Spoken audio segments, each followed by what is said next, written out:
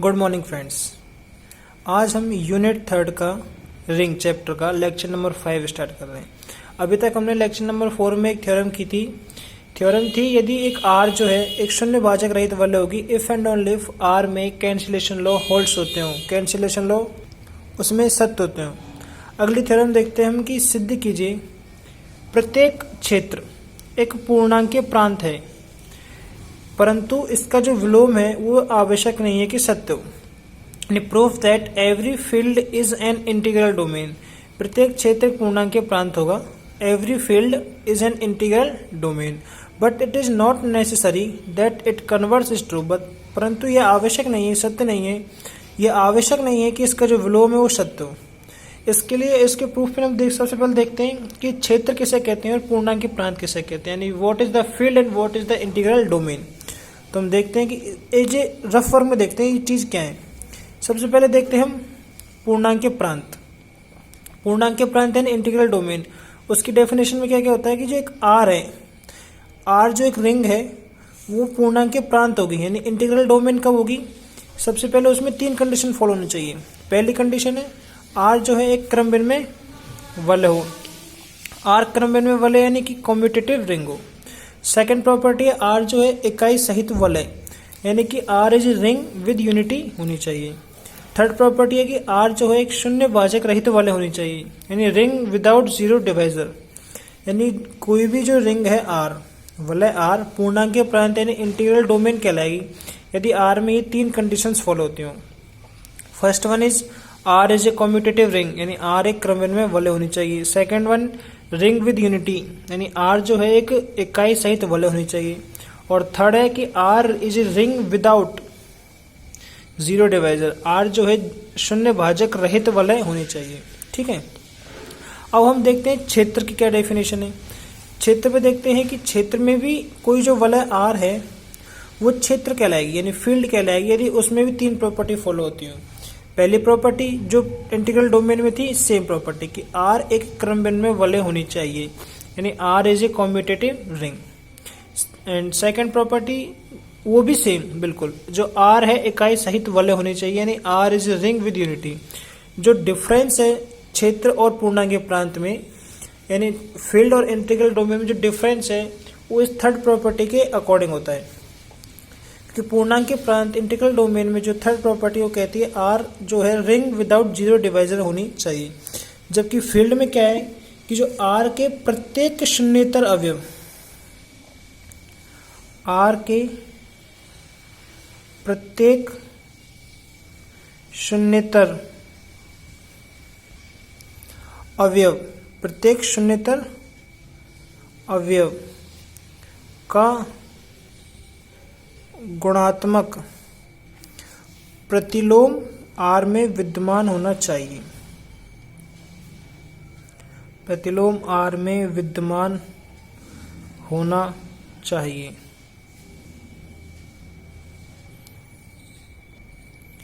ठीक है, यदि हम इंग्लिश में कहें तो multiplicative inverse of every non zero element of R. Multiplicative inverse of every non zero element of R is exist in R. ठीक है, तो क्षेत्र की जो थर्ड डेफिनेशन वो कहती है आर के प्रत्येक शून्येतर अवयव का गुणात्मक प्रतिलोम आर में विद्यमान होना चाहिए, यानी कि multiplicative inverse of every non zero element of R is exist in are.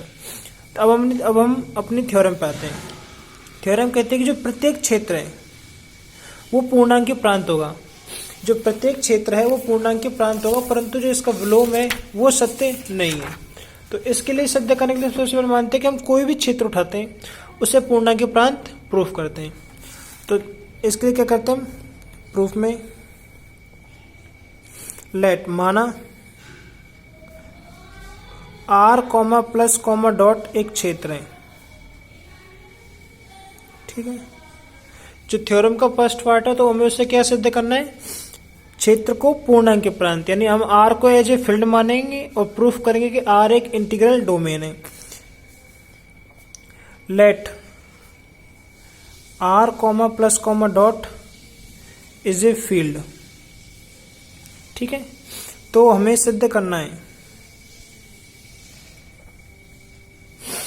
तो हमें सिद्ध करना है R एक पूर्णांकीय प्रांत होगा। R एक पूर्णांकीय प्रांत होगा। माना R प्लस कॉमा डॉट एक क्षेत्र, यानी let R comma plus comma dot is a field. तो हमें सिद्ध करना है कि R एक पूर्णांक प्रांत होगा, यानी कि then we will prove that R is an integral domain. तो हम देखते हैं कि हमने माना है R एक क्षेत्र है, मतलब R में ये तीनों कंडीशंस फॉलो हो रही हैं कि R एक क्रम में वलय होगी, R एक इकाई सहित वलय होगी और R में एवरी नॉन जीरो एलिमेंट का मल्टीप्लिकेटिव इनवर्स, यानी प्रत्येक शून्येतर अवयव का गुणात्मक प्रतिलोम अवयव विद्यमान होगा। तो वो हमें सिद्ध करना है कि जो R है एक पूर्णांकीय प्रांत होगा। तो पूर्णांकीय प्रांत सिद्ध करने के लिए हमें ये तीन प्रॉपर्टी सिद्ध करनी होंगी। पहली जो है R एक क्रमबिंदु में वलय हो, लेकिन क्षेत्र की पहली प्रॉपर्टी भी कहती है R एक क्रमबिंदु में वलय हो। तो ये जो पहली प्रॉपर्टी है इंटीग्रल डोमेन यानी पूर्णांकीय प्रांत की, वो तो ऑटोमेटिकली प्रूफ हो जाती है कि R एक क्रमबिंदु में वलय होगी। ऐसे ही क्षेत्र की सेकंड डेफिनेशन कहती है कि जो R है इकाई सहित वलय होगी, और हमें प्रूफ भी करना है कि R इकाई सहित वलय है, तो ये भी ऑटोमेटिकली प्रूफ हो जाती है, स्वतः ही सिद्ध हो जाती है। अब पूर्णांकीय प्रांत यानी इंटीग्रल डोमेन की थर्ड प्रॉपर्टी हमें सिद्ध करनी है, यानी R को पूर्णांकीय प्रांत सिद्ध करने के लिए हमें पहली और दूसरी प्रॉपर्टी तो स्वतः सिद्ध हो गई, और तीसरी प्रॉपर्टी हमें सिद्ध करनी होगी। ठीक है, तो अतः हम सिद्ध करेंगे कि जो R है एक शून्यभाजक रहित वलय है, यानी पूर्णांकीय प्रांत सिद्ध करेंगे तीन प्रॉपर्टी सिद्ध करनी थी, क्रमबिंदु में, इकाई सहित वलय और R शून्यभाजक रहित वलय। तो क्षेत्र होने के साथ साथ पहली प्रॉपर्टी कम्यूटेटिव रिंग वाली, इकाई सहित वलय वाली, ये दो तो ऑटोमेटिकली यानी स्वतः सिद्ध हो गई। तो हम सिद्ध करेंगे कि R एक शून्यभाजक रहित वलय है। जैसे ही R एक शून्यभाजक रहित वलय होगी तो पूर्णांकीय प्रांत हो जाएगा। तो हमारा जो स्टेटमेंट था कि प्रत्येक क्षेत्र पूर्णांकीय प्रांत होगा वो सिद्ध हो जाएगा। ठीक है, तो हमें सिद्ध करना है R एक शून्यभाजक रहित वलय है। तो इसके लिए हम क्या करते हैं कि कोई भी दो A और B मानते हैं। ठीक है, लेट हमने माना A और B कोई भी दो एलिमेंट है R से। R एक शून्यभाजक रहित वलय है। इसके लिए क्या होता है, इसके लिए होता है कि यदि A डॉट B 0 है ना, A डॉट B 0 है तो क्या होता है, या तो A 0 होगा, ठीक है, या फिर B 0 होगा, सॉरी, या तो A 0 होगा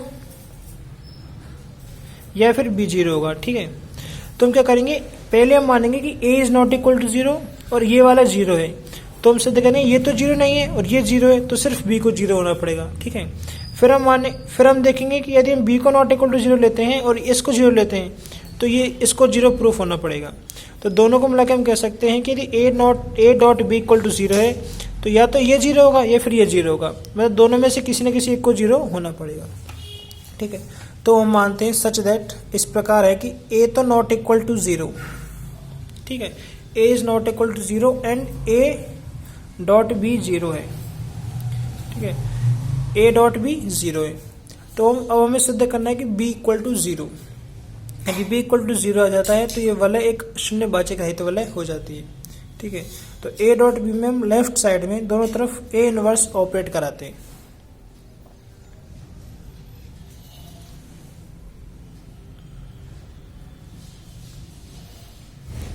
ठीक है, A इनवर्स कैसे लिख दिया, क्योंकि हमने दिया गया R एक क्षेत्र है, R क्या है, क्षेत्र, और उसमें प्रत्येक नॉन जीरो एलिमेंट जहाँ पे A नॉन जीरो है उसका मल्टीप्लिकेटिव इनवर्स एग्जिस्ट करता है। तो A तो नॉन जीरो है, तो इसका जो मल्टीप्लिकेटिव इनवर्स है A इनवर्स वो एग्जिस्ट करेगा तो R में होगा, और तो R के एलिमेंट के हम R के एलिमेंट से ऑपरेशन करा सकते हैं। ऑपरेशन कराई हमने डॉट वाली। अब इधर वाले में हमने लगाया एसोसिएटिव लॉ, साहचर्य गुणधर्म, यानी बाय एसोसिएटिव प्रॉपर्टी। इन दोनों को ऑपरेट कर रहे हैं तो हम बिना ऑर्डर चेंज किए अब पहले इन दोनों को ऑपरेट करेंगे। तो ये हो जाएगा A inverse dot A dot B equals to A inverse dot 0। ठीक है, फिर यहाँ से बाई आइडेंटिटी वाली प्रॉपर्टी,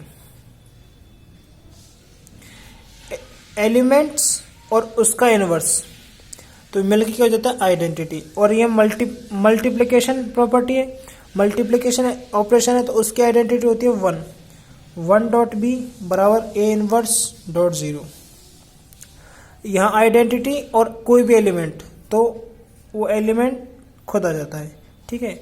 और अभी हमने जो फर्स्ट थ्योरम पढ़ी थी उसका जो पहला पार्ट था वो था कि ए डॉट 0 बराबर 0, जहाँ पे ए क्या था, आर का एलिमेंट। यहाँ पे ए इनवर्स है तो ए इनवर्स भी एक एलिमेंट है आर का, तो वो भी ए डॉट 0 बराबर 0 होगा, ठीक है। तो यहाँ पे 0, अतः हम ए को नॉट इक्वल टू 0 लेके चले थे और ए डॉट भी माना था 0, तो हमने प्रूफ कर दिया बी इक्वल्स टू 0 होगा, ठीक है।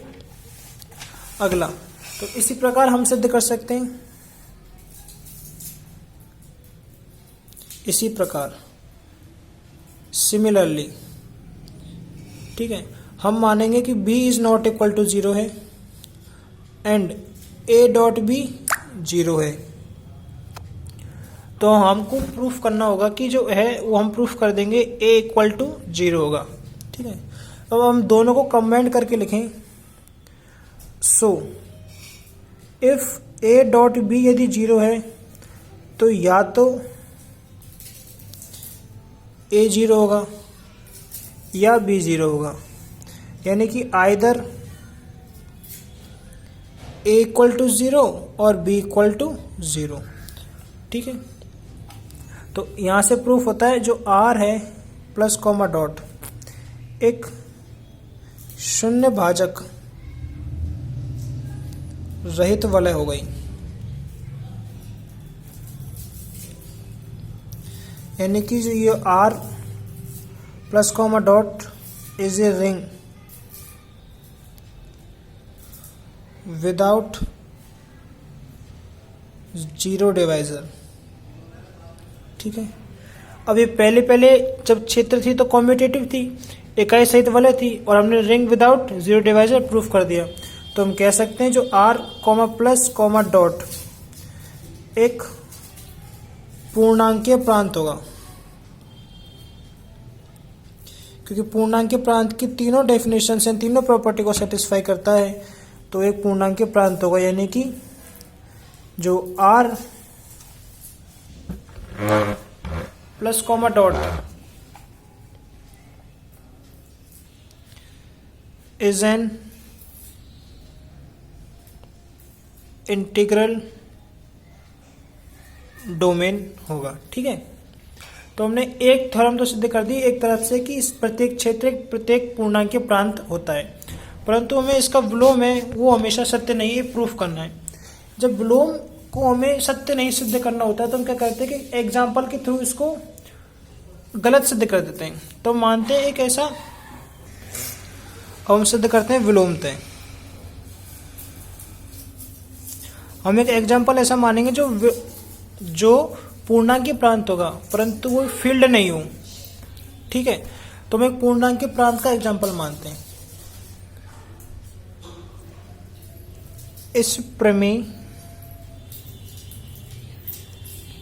का विलोम होना सत्य नहीं है।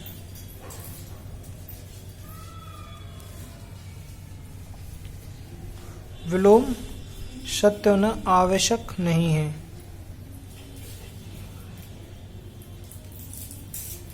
ठीक है। Any converse of this theorem is not necessarily true. Converse of this theorem